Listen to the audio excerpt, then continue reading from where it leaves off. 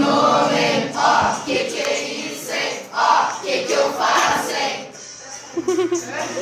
Ó, monômen, ó, que é isso, hein? Ó, que eu faço, hein? Pra fazer a soma a parte literal, tu mantém o coeficiente do soma normal. Muito bem. Perguntaram menos como é que se faz, então eu respondi, tu vai fazer menos que nem os demais. 5, 2, 1.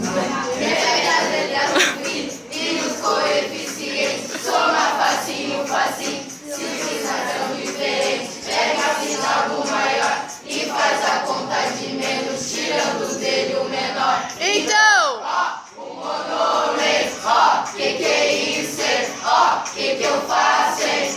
Mais fácil ainda é multiplicar. O monômen, ó, que é isso, hein? Ó, que eu faço, hein?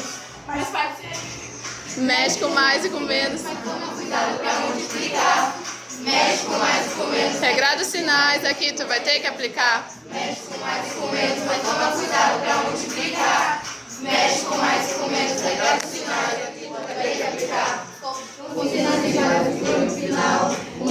Mas tem. Sinais diferentes tem menos que tal. Muito bem. Perguntaram o resto como é que se faz, então eu respondi, presta bem atenção porque é fácil demais.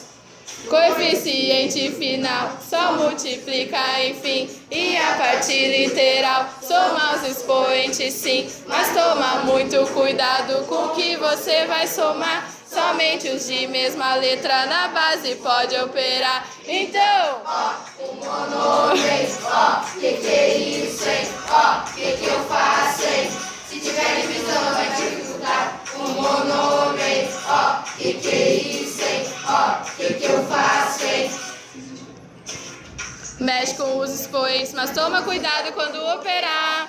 Mexe com os expoentes, se for divisão, então menos tu vai ter que usar. Mexe com os expoentes, mas toma cuidado quando operar.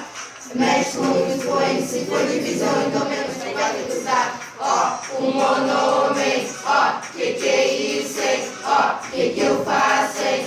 Agora essa prova eu vou gabaritar. O monômen, ó, que é isso, hein? Ó, que eu faço, hein? Agora essa prova eu vou gabaritar.